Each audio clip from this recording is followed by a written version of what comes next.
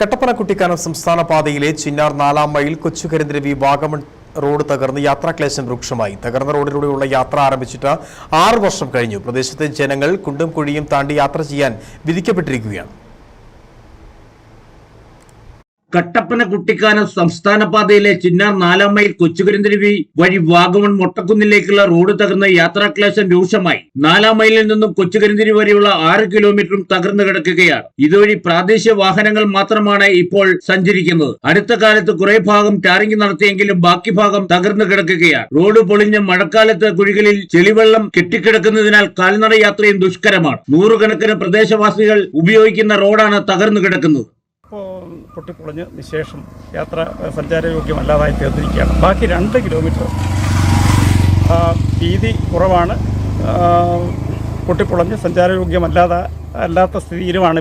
സംസ്ഥാന പാതയിൽ നിന്നും വാഗമൺ മൊട്ടക്കുന്നിലേക്കുള്ള ഏറ്റവും ദൂരം കുറഞ്ഞ റോഡാണിത്. റോഡ് സഞ്ചാരയോഗ്യമായിരുന്ന സമയത്ത് തേക്കടി സന്ദർശിച്ച ശേഷം നൂറുകണക്കിന് വിനോദസഞ്ചാരികളാണ് ഇതുവഴി വാഗമണിലേക്ക് യാത്ര ചെയ്തിരുന്നത്. സഞ്ചാരികളെ പ്രതീക്ഷിച്ചു തുടങ്ങിയ വഴിയോര കച്ചവടങ്ങളെല്ലാം നിലച്ചു. 2 വിനോദസഞ്ചാര മേഖലകളെ എളുപ്പത്തിൽ ബന്ധിപ്പിക്കുന്ന റോഡിനെ അധികൃതർ അവഗണിക്കുകയാണ്. വാഴൂർ സോമൻ MLA റോഡിന് റീബിൽഡ് കേരളയിൽ 50 ലക്ഷം രൂപ അനുവദിച്ചതായി ഫ്ലെക്സ് ബോർഡ് ഉയർന്നിട്ട് 3.5 വർഷം കഴിഞ്ഞു. എന്നാൽ നാളിതുവരെ റോഡ് നിർമ്മാണം ആരംഭിച്ചിട്ടില്ല. ഇതിന് കരാറെടുത്തയാൾ നാട്ടുകാരിൽ നിന്നും പണപ്പിരിവ് നടത്തിയെന്നും ആരോപണമുണ്ട്.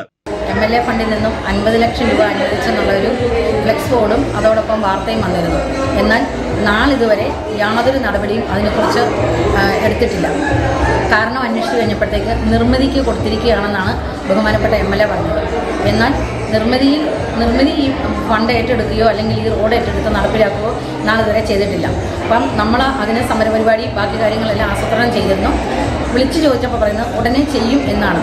റീബിൽഡ് കേരളയിൽ അനുവദിച്ച ഫണ്ടുകൾ സർക്കാർ മരവിപ്പിക്കുകയും ചെയ്തു. ഇതോടെ റോഡ് സഞ്ചാരയോഗ്യമാകുമെന്ന പ്രതീക്ഷയും ജനങ്ങൾക്ക് അസ്തമിച്ചു. ഉപ്പുതറ പഞ്ചായത്തിലെ 15, 17 വാർഡുകളിലൂടെയാണ് റോഡ് കടന്നു പോകുന്നത്. റീബിൽഡ് കേരളയിൽ അനുവദിച്ചതിനാൽ ത്രിതല പഞ്ചായത്തുകൾക്കും ഫണ്ട് അനുവദിക്കുന്നതിന് തിരിച്ചടിയായി. റോഡ് നിർമ്മിക്കുന്നതിൽ തടസ്സം MLAയുടെ ഉപ്പുതറയോടുള്ള നിഷേധാത്മക നിലപാടാണെന്നും ആരോപണം ഉയർന്നിട്ടുണ്ട്.